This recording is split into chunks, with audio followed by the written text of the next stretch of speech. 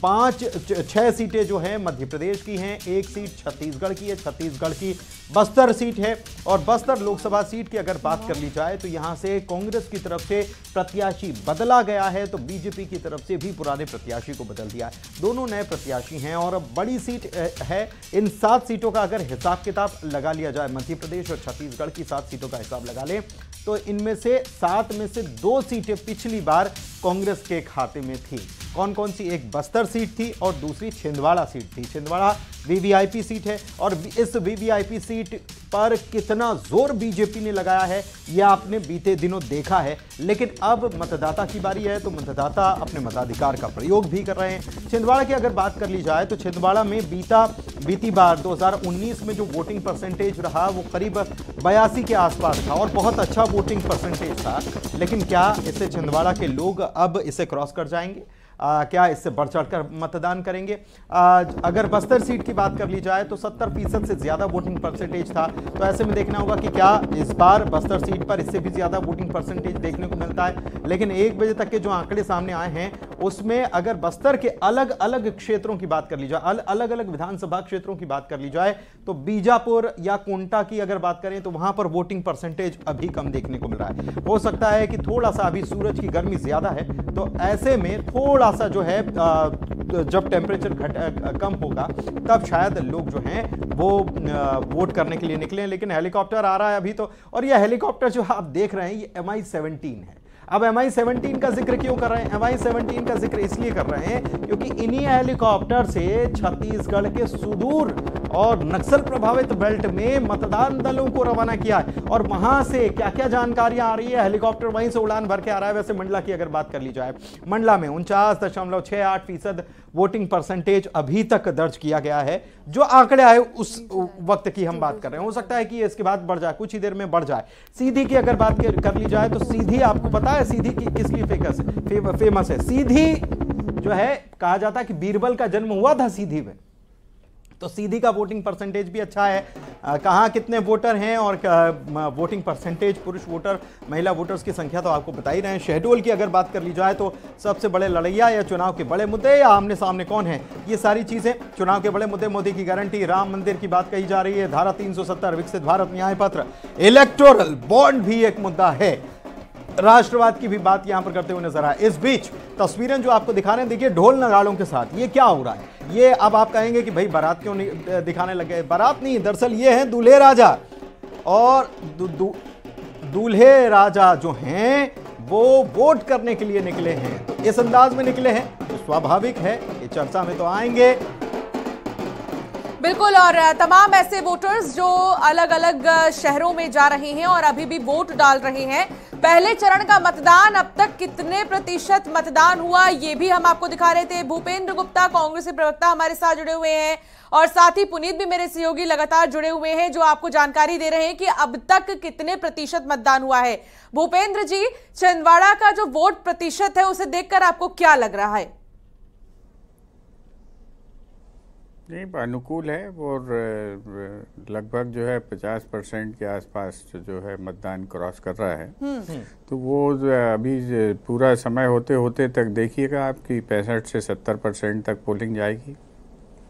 ये तो कम है पिछली बार से भूपेंद्र जी, पिछली बार 82 तक गया था। हाँ, निश्चित रूप से ये जो है आज परिस्थिति जो दिखाई पड़ रही है, अभी जब शाम को क्या होता है ये तो अभी जरा थोड़ी ठंडक होते ही पता चलेगा। ये पिछला रिकॉर्ड भी तोड़ सकता है। जिस तरीके से जो आज जनता त्रस्त है, उसके जो आजीविका पर जो संकट बना हुआ है, जो बेरोजगारी है, उदासीनता है लोगों के बीच में, मोदी सरकार की जितनी भी झूठी और फरेबी बातें अपन सुनते हैं उनमें से एक भी बात पूरी हुई हो तो आप बता दें। न 15 लाख मिले, ना जो है किसानों की आय दुगनी हुई, जुमला था, ना गरीब बच्चों को रोजगार मिला, ना जुमला ही, वही तो आप ही बता रहे हैं जुमला था वो तो ये झूठ, यही तो गारंटी है कि वो तो आप गलत ले जाते हैं, वो तो केवल कहने के हाँ लिए तो वो तो हाँ तो ये सब इन गारंटियों पे कैसे विश्वास कर लेंगे? ये वो गारंटियां भी कल को नहीं बताएंगे कहने के लिए। तो क्या 30 रुपए लीटर तो शुद्ध की देने वाली थी मैडम ईरानी जी। भूपेंद्र जी क्या तो ये 30 रुपए लीटर कहीं शुद्ध की मिल रहा है? इस अगर आप ये कह रहे हैं, आपकी बात को माने तो इस हिसाब से अगर जनता त्रस्त है तो बढ़ चढ़ कर वोट करना चाहिए उसको, वोटिंग परसेंटेज और अच्छा आना चाहिए। फिर अगर वोटिंग परसेंटेज अच्छी नहीं होती है तो ये चुनाव आयोग की असफलता है। हजारों करोड़ रुपया जो है प्रमोशन के लिए जो है खर्च किया जाता है, तो वो पैसा वास्तव में खर्च हुआ है कि नहीं हुआ है, ये भी एक अपने आप में ऑडिट का विषय है। नहीं, लेकिन अगर वो पोलिंग परसेंटेज बढ़नी चाहिए। ठीक है, मध्य प्रदेश में तो आप कह रहे हैं कि वोट प्रतिशत अभी और बढ़ेगा, लेकिन आपको बस्तर के लिए क्या लग रहा है? देखिए, बस्तर में भी सभी ये जो क्षेत्र हैं जहाँ पर चुनाव हो रहे हैं, ये सब जो है ट्राइबल डोमिनेटेड इलाके हैं, आदिवासी समाज रहता है, दूर दूर रहता है, जंगलों में रहता है, और उनके जो है रियल टाइम डाटा जो है चुनाव आयोग के पास किस समय तक के डाटा हैं ये इसमें परसेंटेज में तो घोषित होता नहीं है। बस्तर में तो भूपेंद्र जी आए मौके तक प्रत्याशियों के लिए भी बहुत ज्यादा पेच फंस रहा था। कवासी लखमा चाहते थे कि उनके बेटे को टिकट मिल जाए, दीपक बैज एक तरफ से कह रहे थे कि टिकट उन्हें चाहिए, लेकिन at the end Kawasi Lakhma को ही टिकट दिया गया। जी जी, मैं बात समझ नहीं पाया, बीच में किसी की और आवाज आ रही है। हाँ जी, हाँ आ रही भैया, बताएं। आपको किसी और की भी आवाज शायद मिल रही है, ठीक है, मैं आपके पास लौटूंगा। भूपेंद्र जी आप हमारे साथ बने रहिए, शायद कुछ न कुछ डिस्टर्बेंस है, शायद इसलिए भूपेंद्र जी के पास कुछ और आवाज़ भी पहुंच रही, थोड़ा सा हम कहेंगे कि चेक कराया जाए। लेकिन अब बहरहाल जो भी हो अंशिका, लेकिन एक बात है कि बस्तर में मुकाबला बड़ा कड़ा माना जा रहा है। कवासी लखमा पूर्व मंत्री हैं और कवासी लखमा दादी के नाम से जाने जाते हैं, पहचाने जाते हैं। वो तो ये कहते हैं कि बीजेपी की तरफ से जो उम्मीदवार है उसको पहचानता ही कौन है, पहचान कहाँ है। लेकिन सबसे बड़ी बात यह है कि कवासी लखमा आखिर में जीत जाते हैं, तो क्या इस बार आखिर में जीत जाएंगे, ये देखना होगा। उमेश घोरमोड़े साहब छत्तीसगढ़ से हमारे साथ जुड़े हुए हैं, उनके पास भी चलते हैं। तो छत्तीसगढ़ की बात हो रही है, बस्तर सीट की बात हो रही है। भूपेंद्र जी की आपके पास मैं लौटूंगा। उमेश जी क्या लग रहा है, बस्तर क्या बोल रहा है? देखिए, बस्तर की जनता को पहले तो सैल्यूट है, क्योंकि बस्तर की जनता ने पूरे देश को हमेशा से चौंकाया है। तमाम विपरीत परिस्थितियों के बाद जिस प्रकार से बस्तर के अंदर से मत प्रतिशत निकल करके आते हैं मतदान खत्म होने के बाद, वो हम सभी को प्रेरित करते हैं। तमाम विपरीत परिस्थिति के बाद बावजूद भी बस्तर के जो मतदाता हैं वो इस लोकतंत्र के महापर्व में अपने मतों की आहुति देने निकल पड़े हैं और बढ़ चढ़ के मतदान कर रहे हैं। और मैं समझता हूं कि बस्तर का एक एक मतदाता नक्सलवाद को खत्म करने के संकल्प के साथ इस लोकतंत्र को मजबूत करने के लिए आज मतदान करने के लिए निकला है।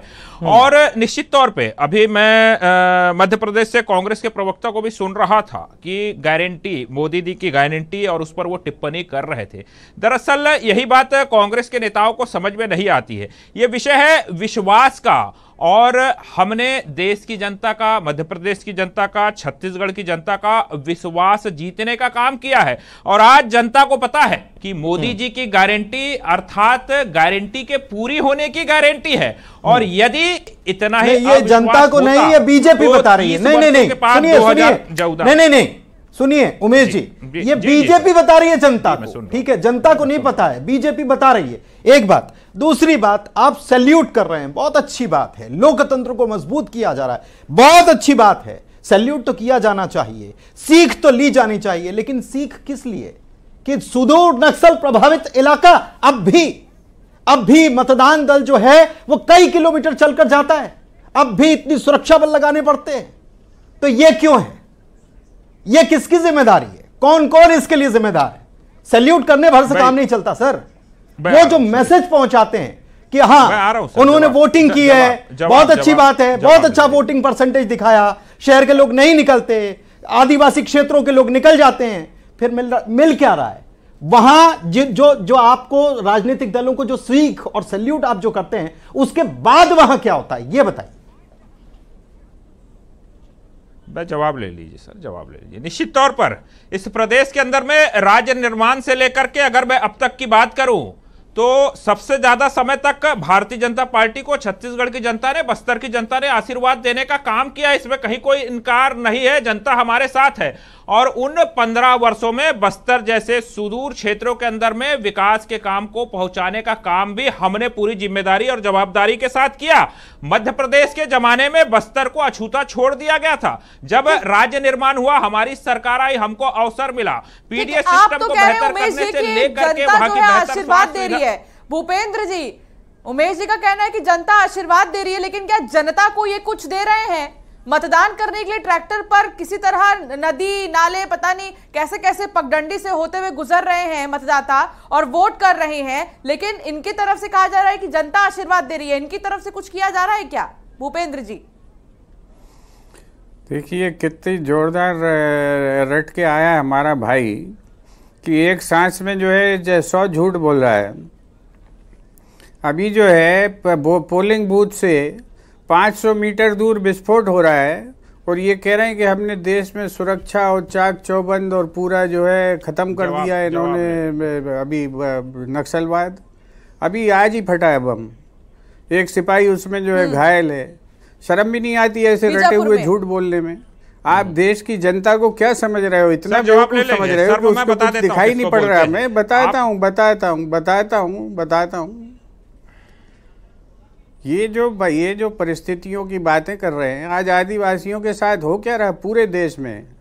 मध्य प्रदेश तो शिखर पे आदिवासियों पर जुल्म ज्यादती करने में। ये हम नहीं बता रहे, ये जो है मोदी जी की एनसीआर भी बता रही है। ये बताएं जरा, उसके बारे में चर्चा करें कि आप आदिवासी पर पेशाब करोगे, जवाब ले लेंगे। आदिवासी महिलाओं का उत्पीड़न करेंगे, आदिवासी बच्चियों के अपहरण होंगे और उसके बाद आप जो है महापुरुष बन जाएंगे 1 सेकंड में, क्योंकि आप बेहतरीन रटकर आए हैं, जोर जोर से बोल लेते हैं। देश को जो है इस तरह ठगना बंद करिए। कौन रट करके बयान देता है? हाँ बताइए रट के बताइए, और भी बताइए, कुछ और रटा हो तो वो भी बताइए। शर्म की बात कर रहे थे। अरे सुन लीजिए ना भाई, अब सुनने का साहस दिखाइए। छत्तीसगढ़ के अंदर में तो रहा हूँ भाई, सुनी तो रहा हूँ। 29 नक्सलियों को ढेर किया 29 नक्सलियों को ढेर किया जाता है। आपके पूर्व मुख्यमंत्री उस पर संदेह व्यक्त करते हैं, उसको फर्जी बताते हैं। आपके छत्तीसगढ़ कांग्रेस के अध्यक्ष बकायदा प्रेस कॉन्फ्रेंस कर करके उस पर संदेह जाहिर करते हैं वो ओरिजिनल है कि नहीं है, किंतु परंतु अगर मगर करके सवाल उठाते हैं। देश के अंदर में जब जब सेना के शौर्य और साहस का विषय निकल करके आता है, कांग्रेस के नेता उस पर प्रश्न चिन्ह खड़ा करने का काम करते हैं। यह शर्मनाक बात है और दुख की बात यह है कि सफाई देते फिरते नक्सलियों के नाम पे आप वोट मांगेंगे? माफी तक नहीं मांगी है। आप सेना देखिए, मैंने कहीं कोई नक्सलियों के विषय में, ये तो राजनीति का विषय है ही नहीं, लेकिन ये शर्मनाक बयान देंगे, ये सेना के शौर्य और साहस पर सवाल उठाएंगे और फिर आरोप हम पर पड़ने का काम करेंगे। तो ये देश की जनता देख रही है, प्रदेश की जनता देख रही है साहब। और मैं बता रहा हूं 3 महीने के अंदर में जो आप कह रहे हैं ना, इसी में मैं थोड़ी सी एक चीज जोड़ना चाह रहा हूं। आपने कहा बिल्कुल सही है कि नक्सलवाद या सेना जिसका कहीं जिक्र नहीं होना चाहिए, क्योंकि ये अपना काम करते हैं, ये राजनीति में नहीं आते और इनके यहाँ राजनीति चलती भी नहीं है, ठीक है। लेकिन तो सुनिए पहले संदेह जाहिर करेंगे, मेरा सवाल सुनिए। कल मुख्यमंत्री का ट्वीट आया, उन्होंने लिखा नक्सलवाद खत्म करने के लिए कांग्रेस को खत्म करना जरूरी है। अरे आप तो कांग्रेसियों को अपने दल में ले रहे, शामिल कर रहे हैं और कहते हैं कि कांग्रेसी नक्सलियों से मिले रहते हैं। तो ये कर क्या रहे हैं भैया आप? जवाब ले लीजिए। इस प्रकार के बयान यदि कांग्रेस के नेताओं के निकल कर के आए, यदि छत्तीसगढ़ की बात करें, इनकी राज्यसभा सांसद है रंजीत रंजन जी, उन्होंने किस प्रकार का बयान दिया था, बेचारा तक कह दिया था नक्सलियों को। इनके नेता है राज बब्बर साहब, वो क्रांतिकारी बताते फिर रहे थे 2018 के अंदर में। और जिस प्रकार का यहां पर बयान निकल करके आया है, फिर सफाई देने का काम किया है, छत्तीसगढ़ कांग्रेस ने संदेह व्यक्त किया है 29 नक्सलियों के ढेर होने पर, तो ये सब क्या कहलाता है? और निश्चित तौर पर छत्तीसगढ़ के अंदर में हम तो संकल्पित हैं कि नक्सलवाद को हम खत्म करेंगे आने वाले समय के अंदर में। इन प्रकारेण कैसे भी नक्सलवाद को खत्म करना हमारा संकल्प है और मैं समझता हूं कि इसमें सभी राजनीतिक दल को एक मंच पर आकर के इस विषय पर आगे बढ़ने की आवश्यकता है। इसमें राजनीति करेंगे, इस पे संदेह व्यक्त करेंगे, सेना के शौर्य पर सवाल उठाएंगे, और उन्हीं को आप अपनी पार्टी में ले जाएंगे बाद में। ठीक है भूपेंद्र जी, देखिए सुनिए, ये जो है नहीं ले लीजिए जवाब, इस पर भी ले लीजिए। रमन सिंह की सरकार बनी, 2 जिलों में नक्सलवाद था, जिस दिन उल्टे हुए रमन सिंह जी, उस दिन 18 जिलों में था। इनसे पूछें ये तरक्की किस दिशा में कर रहे हैं। ये जो रट के आए हैं उसमें एक और रट्टू जरा जोड़ लें कि ये जो है इतना एक्सपेंशन कैसे हो गया। इसलिए पूरी अभी दे रहे जवाब। मध्य प्रदेश की जनता ने सबक सिखा दिया है। अभी बेचैन क्यों हो रहे भाई? बेचैन अभी बेचैन मत होइए, बेचैन मत होइए। सुन लीजिए, आपकी बेचैनी में समझ रहा हूं कि मध्य प्रदेश में आपने दोहरा व्यवहार किया। अभी सुन लीजिए, छत्तीसगढ़ के अंदर में कितने जिले थे आप बता दीजिए। सुन लीजिए, अब ये जो है ये कोर्स से बाहर क्वेश्चन आ रहा है, जरा अभी सुन लीजिए। अभी कोर्स से बाहर आ रहा है। अभी बेचैन, इसकी आपकी बेचैनी में समझ रहा हूँ। आपने क्या तरक्की की है वहाँ पर? देखिए, आपको पता है कि आपकी सरकार ने, सुनिए अभी चुप रहिए, आप सुनिए पहले, आप सुनिए पहले, आप सुनिए। आपको भी नकारा था, आपको भी नकारा था। छिंदवाड़ा फेल होने वाले हैं। आपको फेल नहीं किया था, 18 में फेल नहीं हुए थे तुम। निश्चित रूप से जनता जनार्दन है और जनता के बीच हम गए, हमने वापसी की। हाँ, तो तब रोए थे तुम, तब तो रो रहे थे ना। अभी क्यों खुश हो रहे हो? ये भी जनता जनार्दन है। जनता जनार्दन को अपना फैसला करने दीजिए। अभी आप क्यों परेशान हो रहे हैं? 2018 में जब आप लुढ़क के नीचे आ गए थे तब तो हंसी नहीं निकल रही थी तुम्हारी। हम नहीं है परेशान, हम तो जो सवाल खड़ा कर रहे हैं उसका जवाब नहीं तुम्हारे पास। 19 में जनता ने वापसी करा दी थी सर छत्तीसगढ़ में। आपकी जनता की वापसी से आपके पाप नहीं छुपते, जनता की वापसी से आपके कुकर्म नहीं छुपते। जनता की वापसी कर देने से आप मशीनों से बातचीत हो जाने से लगातार भुगत रहे हैं। आपको हमें मालूम है आप लगातार अभी भुगतेंगे। अभी समय जो है बदलने वाला, हम सचेत हैं और इस देश में धमकाना बंद कर दो। बैठे हैं सर। अभी आपकी भाषा बदल जाएगी जब जनता आपको तमाशा दिखाएगी, तो आपकी भी भाषा बदल जाएगी। ये जो जिस टोन में बात कर रहे हो, ये पानी बंद हो जाएगा तुम्हारा। ये भाषा बंद कर दीजिए। इस देश में जनता के आशीर्वाद से बैठे हो, आपसे बात कर रहा हूं, लेकिन आप क्या कह रहे हैं? आप धमकाने की बात